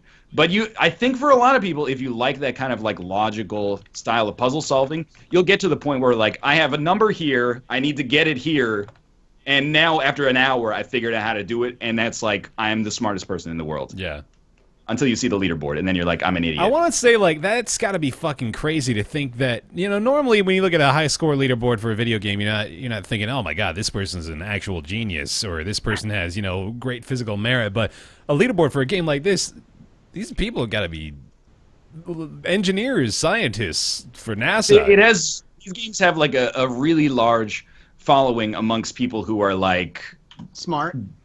and particularly people who work in programming or computer science, because I will say, like, I tried to play TIS 100 last year, which is the last game that they made, and I was like, this is way too hard for me. Like, this is fucking impossible. And then playing this year, I got through like the first 5 puzzles with the growth that I've made in my own programming knowledge. And I'm like, I'm looking at the puzzles that I'm doing now, and I'm like, I can do these. It's going to take a while, but I can do these as well. That's cool. You know, it occurs to me that there's this sort of a linear progression of easy to difficult of these sort of pseudo-programming games lately. The first one I noticed was the Magic Circle, then Pony Island, and then Quadrilateral Cowboy, and then this, which I would say is the hardest. So I gave those an ascending order from easiest to hardest. There's quite a jump, I think, from Quadrilateral Cowboy up to Shenzhen I, too. I imagine. Maybe the curve is like this. Like, I played a little bit of Quadrilateral Cowboy. I don't think I could even touch this. Quadrilateral Cowboy it's a vastly different game. Yeah. But playing the first and second quest or heist of Quadrilateral Cowboy, I think this is what I wanted out of that game. Although I wanted you to be able to do the Shenzhen I stuff in the scripter and then play the heist. But instead, it was like, you know, open door, wait 10. Yeah. You know, it's relatively simple stuff. But this is like Quadrilateral Cowboy scratched the itch a little bit because I was like, I'm sort of using programming 1 line at a time. Right. This is like you have to program. You actually have to do some programming stuff, which is really cool. And it's impossible to express, but like programming to some extent is almost like a puzzle game in and of itself. You're like, I have a blank canvas and I need to perform this function that does this. This is that in the game, and it's immensely satisfying when you actually manage to get it done. But there will be, I think, if you have absolutely no programming experience and you go into this thinking like, I'm going to learn how to make Pong, you're fucked. You're gonna be like, how do I make a number go from 1 to 10 and then start back at the beginning? You're gonna look at this like monstrous PDF and be like, I'm not reading this, and then you're done. But if you go in knowing you're gonna have to read a lot, and it is a little bit like studying, then I think you can get a lot out of this game. Because you've got to learn, like go through the actual. Here, I've got the PDF open because I was playing for the show. Let me scroll past the visa application form for the People's Republic of China. Good. And okay. So there's two kinds of interfaces in the game. Simple I/O values are continuous signal levels from 0 to 100 inclusive. Simple I/O pins are unmarked. Simple I/O is used for applications such as connecting a microcontroller to a simple input such as a button, switch, or microphone. XBus values are discrete data packets from -999 to 999 inclusive. XBus pins are marked with a yellow dot. You know, like, this is the kind of stuff. Multiply that by 41 pages. No, thank you. Shenzhen I is available on Steam right now. It's $13.49. Smart fuckers out there. 10% off. Get in early. It's in early access. There is something to be said about Zachtronics in early access as well. I don't know how familiar you are with that. The way they do it is basically they enter early access when they reach version 1.0, and then they just leave it there for like 2 months and are like, hey, like, if something's messed up, like, let us know and we'll fix it. And then when it's all refined, they come out with it in true form, like not early access. Right. So it'll probably only be like 2 months at the most that they're actually in early access. But yeah, and I don't think it's like adding more levels or anything like that. It's actually just like, you know, we're at version 1.0. Let us know if it's messed up, and then it'll be out. Yep. Out. All right. It's $13.49, normal price $15 is Shenzhen I/O, and we're gonna go over to Outlast 2. Demo came out last week, currently available until November 1st, I believe.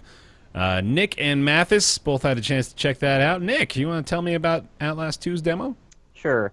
So, coming from the position of someone who's played the original Outlast, never finished it, but I have watched the ending and such, so it's got a lot of the same vibes as Outlast 1. It's got a good sense of physical presence. Your body feels like it has mass. The presentation quality seems very nice. The textures are all very well done. You start out in this, like, you're sliding down a mountain, your glasses fly off, and you, like, put them on. And it's the same premise as the original in that you have a camera with night vision, and you constantly have to find batteries for it. Only this time, I think you're a different person, as far as I can tell. I think there's just no connection. No connection at all, unless it's maybe tangentially story-related in a way we can't put together yet. Yeah, it's possible. And you are a reporter who likes to find the stories that nobody else wants to touch. And I believe it's either your girlfriend or your wife is captured by some group of religious zealots or cultists in this creepy kind of redneck town. And it looks like something out of Texas Chainsaw Massacre, and you hear her screaming off in the distance. And obviously, you're drawn to go find her. You start messing with your camera because it's very dark, and you realize there's like creepy people standing on the edges of the town watching you walk by. Not sure why they're not just attacking you, because they get emboldened later. And you make your way through a bunch of buildings and sort of a labyrinthian thing, and then you find your way to a very mysterious well, where you are pulled in by a monster tongue, or a demon's tongue, that wraps around you and pulls you. And then you wake up at the bottom of the well, but you're actually in another reality, where you're actually in a heating vent, crawling, and you find your way into a Catholic school. Which is like believed to be your Catholic school from, like, your past. Right, and then you find, I think it's supposed to be, like, your daughter there or something? Daughter or friends, because, like, when you're going into the locker, and he's like, mentions them by name, and if you look at the picture, it's supposed to be him and his two friends, so it's right. Him back in 95, and I think it's like his friends, whether Lucy be the person he's with or whatever. You're trying to put it together like, all right, am I in my own mind? Is this supernatural? But it's way more supernatural than the first one was, by a long shot. At the very least, unless this is all happening in his head, and I really hope that's not the case, that would be really boring. There's some kind of shadow monster and like a pocket dimension going on, which actually I found to be a very interesting premise, especially paired with the fact that there's literal demons on crosses on fire outside. Yeah. So, like, I don't know where we're going with this at all, but the premise has me interested. Graphically, the presentation's lovely. The gameplay itself feels very much like the original in that it's a little bit hard to follow where you're supposed to go at times. The cues aren't the best. There seems to be a lot of scripting, and it's kind of a lot of it is just kind of running through haunted house kind of feeling. Ultimately, I don't think that'll be enough to stop it from being interesting if the story is as interesting as it came across in the demo. And I was a little saddened that they capped off the demo with just like, here's a moment of extreme gore for no reason. Oh, yeah. Like, instead of a moment of mystery that would have intrigued you, they're just like, all right, here's some gore. It's like, all right, horror games, we've seen gore before. We kind of get that they're going to be in it. No big deal. But I would say it was all right. It wasn't amazing. It wasn't terrible. I would certainly be interested in playing the actual game, and I guess that's its only really intended point. How did you feel about it, Mathas? I'm a big bitch when it comes to horror games. Hey, me the too. First, yeah, Bitch, high five. I'm not. Outlast. I didn't 1 find was, it scary, actually. Oh, so yeah, Outlast 1 for me, the first half was scary until I realized you could exploit the AI really easily, and then it became not scary. Yep. Yeah. This one is a lot more. Well, the demo was a lot more supernatural. You're dealing with ghosts very quickly, or demons, or something, and it scared the ever living piss out of me. I screamed really loudly, and it wasn't like an overreaction. Like I fucking jumped out of my seat. It got me like 2 or 3 times really good. The gore doesn't bother me. But I like the fact that it's more supernatural right out the gate, because you can't really manipulate ghost AI like you can manipulate dumb people AI in like the Outlast one. One of the big problems with the first game was you could jump over tables, but they couldn't. So you could always just jump back and forth, and they just had to go around every time. Mm-hmm. This one doesn't have that issues. I liked it too. It's very intriguing. There's a lot of like religious imagery going on. There's a lot of like what's going on with your past. So maybe something's going on with your past. And the paranormal stuff made me jump really, really badly a couple of times. So I'm excited. I'm excited for it. The thing I think that you're describing with Outlast 1 was what sticks out of my mind still every time I think about that game was the area with the doctor after he amputates your finger or something, and he's chasing you around, and it's just a big loop. Like, it's a big circle that you're running around in until you find the place you're supposed to go. But I got stuck there for like a fucking hour. You and me on the same page. God, it just that completely... That's when I discovered. That's how I discovered you could exploit the AI because of that doctor. I'm like, oh, he's dumb and can't do these certain things. Exactly. Okay. And like, it completely took me out of it. Not just then, but like from that point forward, I just got frustrated. I wasn't scared anymore. Yeah. It was just. You know the flooded basement, like near the very beginning? Yeah. There's a box you can crawl into, and I would just kite all the people down that hallway and sit in the box, and they would just run around the box, then run on the other side and run back around. It's like, come on, guys. This isn't going to be scary if they don't actually react in a way that makes any sense. Yeah, so it sounds like, though, maybe I don't know if they even knew that was an issue, but it sounds like they've gone a different route to where it now may not be a problem anymore, I guess. We can't say, because it was extremely linear. Yeah. And there wasn't hardly any encounter anyway. There was very few things going on. The biggest jump scare, is coming. Like, you can't avoid it. You know what's happening. You're in a hallway, and they lock all the doors, and they basically just force you to run up and down the hallway until the jump scare happens. You know it's coming, you just don't know when. And when it happens, like, because I knew it was coming, I was so tense and built up. I'm like, when's it gonna happen? When's it gonna happen? And then it happened, and I like screamed. But it was jump scare is a viable option to take you out of physical space. Like that, they build that into the geometry in your mind, like the virtual geometry of the level. It's like, all right, there are no options anymore, so my only option is to wait until something happens. Yeah. So what are my options? Walk up and down. That's really boring. The waiting gets to me though. Like, 'cause if I know it's coming and it's taking however X amount of time, I'm more on edge by the time it happens because I've been expecting it. I don't know. It's weird. I think you just naturally have a more analytical than emotional approach to it, Nick, which may very well be what takes you out of it often. I don't get scared really by games, so I just kind of see the gameplay mechanics they're putting forward and like what they're trying to say. Right. And when all their appeals are just sort of emotional, like there's not really anything there. Yeah. It's just waiting then. Yeah. Well, there you go. I'm excited for it, though. Outlast 2 demo is available. You can just go download that right off their website. Like everybody's got access to that at the moment. You can get it on Steam. Oh, nice. Yeah. There you go. It's easy enough. Cool. All right. Well, that's going to lead us into everybody's favorite segment. It's Ask Roundtable, the weekly segment wherein you send your questions to roundtableyt@gmail.com. We do our best to answer them. This week's question comes from Liam. Or sorry, not from Liam, from Dale. Liam was some other guy. Dale asks, long-time listener, first-time caller, do you feel a developer should be freely able to tweak the vision and change the mechanics of their game post-release? And if so, should this have a time frame?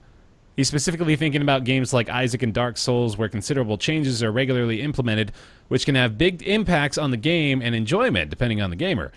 Lastly, if a developer has intentions of changing their game post-release, should they call this out as a pseudo game as a service up front, pseudo game as a service up front, so consumers know what to potentially expect?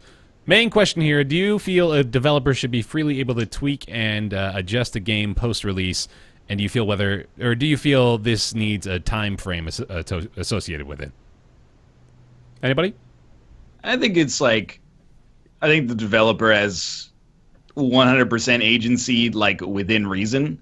Like I would be, like minor nerfs and buffs in stuff like Isaac or Hearthstone doesn't really bother me at all. Even if I disagree with it, I'm like, you change like one little grain of sand on the whole beach of this game. Yeah. But if they were like, hey, we just released a patch that turns Isaac into like a 2D shoot 'em up like Contra or something like that, I'd be like, that's pretty weird.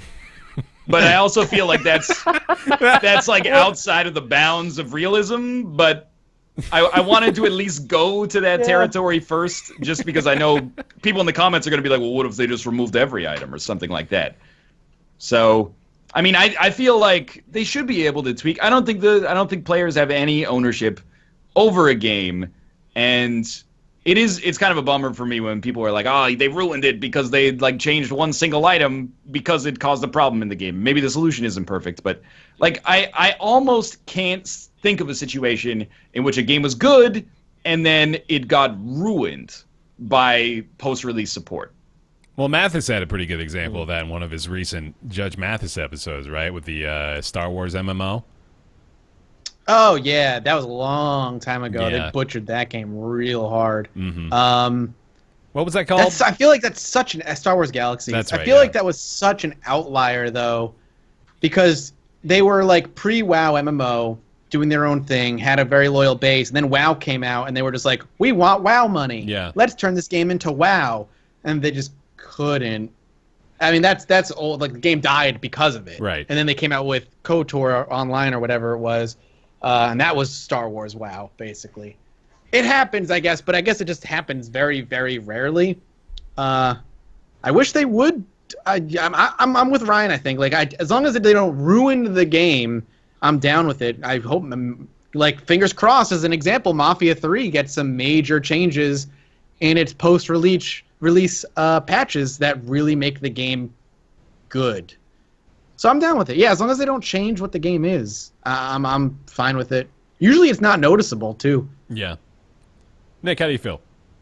I was trying to look through my Steam library and find an example of that, and I guess I can't think of one now, but I'm sure we've come up with one in the past that's been ruined by post-game support or post-release support. Yeah, I guess going to where Ryan went with the extreme idea of, like, here's game X and it is now actually game Y, that's the only thing that would really be bothersome. As long as they kind of retain the general vision of the original release, I mean, it falls on just don't be a dick, right? Like, the developer can do what they want, but people are going to get kind of attached to the concept they bought, technically, and they have the right to do whatever they want to it, but also, like, maybe respect their money a little bit. And I don't think too many people don't. Yeah. At least to the degree that it would matter to talk about. It's certainly not an issue at the moment. I think this would be like a different conversation if we had examples to pin of, developers that, basically went wild and lost their fan bases completely because of their ridiculous decisions. Like, we don't have a lot of instances of that at the moment.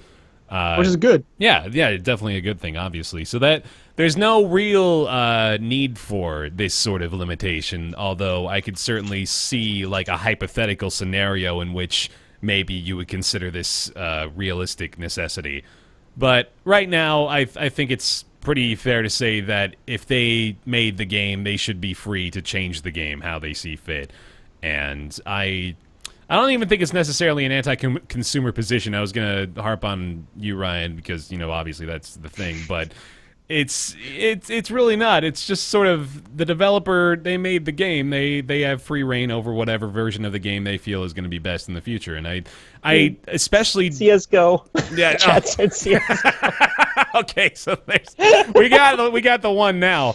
But, like, in general, I think we benefit for the most part from their continued ability to improve and expand upon their base idea. In fact, like, that's sort of the central component of early access at this point. That would not exist were we to try to implement some sort of time frame upon developers' ability to tweak their vision. Although I guess that was sort of the conversation we were having the other day about how long folks should be allowed to stay within early access bounds. So there's sort of a weird conversation we had there, I suppose. But in a general sense, I don't think really that any sort of limitations should be imposed there. I think we kind of all agree about that. Yeah, I agree. Yeah. All right, cool. Well, Dale, thank you very much for the question. If you've got a question you'd like to ask, feel free to send that over to roundtableyt@gmail.com. We'll do our best to answer those every single week. Time for everybody's favorite segment after that favorite segment. It's Nick's Weird Games. Nick's Weird Games. Yeah. Every single week we try to guess a weird game from Nick's catalog of weird games. No theme song suggested in today's email either. Let's see. What's hip? What's cool with the kids these days, man? What do they got? It's a great way to ensure that I do not know what it is. What's your... What about like all along the Watchtower? Since I'm playing a lot of Mafia 3, I got like old 60s rock in my 60s, 70s. I only like, it's just like, you know, it's time for another Nick's Weird Game. Mhm. That's just that. I could be okay with that. We can go into next. Yeah, but I only know that. 2 lines. Yeah, but we can just do it.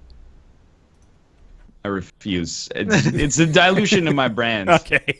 Nick's Weird Games. Do it. Oh, that's perfect. Yeah, okay. Yeah. So that'd be like, I'm glad you're accepting this after all. this is Vinu Malesh. It's my life. Nick's Oh, Weird Games. God, yeah. My okay. coin. So it'd be like, Nick's Weird Games came out for the PS2. Nick's Weird Games on Vietnamese PS2s. Nick's Weird Games, they're all 4 out of 10s. Hey! Games Reactor gave this a 6. What do you want me to say to you? I am a first person. I am a dungeon crawler. I am a strategy game. I have a chibi lover. I was published by Koei. They were bought out by Tecmo. I am a Nick's Weird Game. I guess that would be the end. Very, That was very great. good, bad stuff. game. Mm-hmm. Thank you. I am a very good Nick's Weird bad Game. game. Yeah. I feel like you should let that one have an hour in your off time and maybe I work think it so, in too. somewhere else because I think there's really good potential on that one. Oh, that's so good. All right, are you ready to play Nick's Weird Games? Oh, First of I've all, never close been your more chats. ready, man. I got prepped from All right, that. Chat is gone. I'm ready. Let's do it. Also, I just thought the irony of us not realizing CSGO about the thing we were just talking about, that was so good. I had to just mention it. It was, okay, All right. that was not... never mind. Fuck it. Here we go. Nick's Weird Games. All right, today we actually don't have a game for PS2, as unfortunately inappropriate as that is. It's a PS3 game today, Mm-hmm. Oh. and it is a game that was developed by Game Republic, published by Sony Computer Entertainment. This came out October 2007 in North America, June 2007 in Japan. Okay. Gamer. And it is an action role-playing game where characters are controlled in third person, and they explore their surroundings and engage in combat. So first, just think about that a little bit before we go any further. RPG, action, third person, exploration, combat. Alright. What is exploration combat? Yeah, From the start of the game, there are 2 lead protagonists. There's a young woman and a journalist. They both have different stories that intertwine. Oh, I feel like I know. I know this is driving me this. nuts. I feel like I know Oh, this fuck. game. I have to be very careful here because I think there's a lot that'll give this away. You've probably seen this one before. It's not quite as obscure as some. That tipped me off, though. That plot line. Intertwining. Intertwining young woman and journalist. Yeah, it's the story of Outlast too. Oh, yeah. That's what it is. Outlast. All right. I Can feel you get a little... No. Give me a little more. I feel like Math is about to just get it right now, No, so I'm because just kind of waiting a second. so Come on. familiar. Like I feel like I know exactly. Like Help I me almost out. can picture the. Is it like really? Like, this is a dumb question, but is it like really pretty? I'm not going to tell you because that's too Fuck. telling for this particularly. Like This go, keep game going. is set in Ireland and features Irish mythology. Oh. Is it Oh Here god, we go. I put this game up Here on we GameStop go. a million times. I know it's a purple cover. I swear it's a purple cover. Is it a Is it, purple cover, Nick? Fuck. I want to just give it to him because I know he knows it. He just hasn't thought of the name yet. No, it's like the tip of the tongue. I can picture like stupid, but I can like picture. I can see the I know cover. you can. I can see the Because word. there was like 30 PS3 games that we ever put away on the shelves. They're always the same ones. Folklore. Oh, Folklore. It's got to be. It's folklore. Yeah, it's folklore. folklore. Hey, You got all it. right. Hey, we did it. Purple cover, beautiful art. Yes, thank you. Nice Oh my job. fucking god, that game. Did I rent that game? That game I saw so much. It was one of the very few games that came out around launch that Chat was must like have not been freaking awful. out. Like must have been Yeah. yelling. I mean, I heard mixed things about it, to be honest. Some people seem to like it somewhat. It's also very obscure, and like the gameplay apparently was a bit convoluted. But it was kind of pretty, so people gave it a pass for the most part, I guess. Yeah, I but remember. yeah, getting, you got it. like 7s and shit, but not like. Games Not Republic, like you said, right? What's That, that? that name, Games Republic, you said, is the developer. It's Games Republic, Game Republic. Game Republic. I want to see the logo. Let's see who got it in chat first. I think there's probably quite a few here. How far back can we Do they go? not exist anymore? The first one I see before my chat gets cut off, there may have been more, but I see Samurai John 94. So congrats. Hell yeah. Well done, Samurai John. Nice job. All right. Well, if y'all saw the docket at the onset of the show today, there was actually the inclusion of a potential Twitch chat Q&A, a little segment at the end here. And I think we're gonna hold off on that, but it is something that I think we'll incorporate in the future. Maybe just like 10, 20-minute segments of a live Twitch chat Q&A, which we're doing the show live. We might as well use the chat, right? Might as well do that. So that sounds like fun. We might do that in the future. For now, we will say thank you guys very much for watching this episode of Roundtable Live, here live on twitch.tv/Roundtable Podcast. If you're following the channel, you'll be notified every Friday at 3 p.m. Pacific, 6 p.m. Eastern Time when we go live here. If you're not following the channel, go ahead and do that, twitch.tv/Roundtable Podcast. You can also follow us on Twitter at RoundtablePC. You can catch the show discussion over on roundtablepodcast.reddit.com. And you can rate the show 5 stars on iTunes and check out the VODs over on our YouTube channels. We want to thank our Patreon supporters as well over on patreon.com/roundtable. Thank you guys so much for keeping your pledges alive over there. We want to especially thank those of you at the $20 tier and above, including Logan Ray, Smurfette, Justin, Mythscara, Mediocrities, Positron, Brizzlebrip, Eric Schooley, Christopher Flagg, Oren Saltzman, Mafia, Greenlight, David Schmitz, Colby Klein, Super Monoman, Scotty119, Jonathan Graham, General Crunk, and Julian Abelsgaard. Thank you guys very much for supporting over there on patreon.com/roundtable. And thank you very much for watching. We will see you back here next week, October 14th, here on Twitch. Bye. Bye. Later. Thanks, guys. See you later. Woo.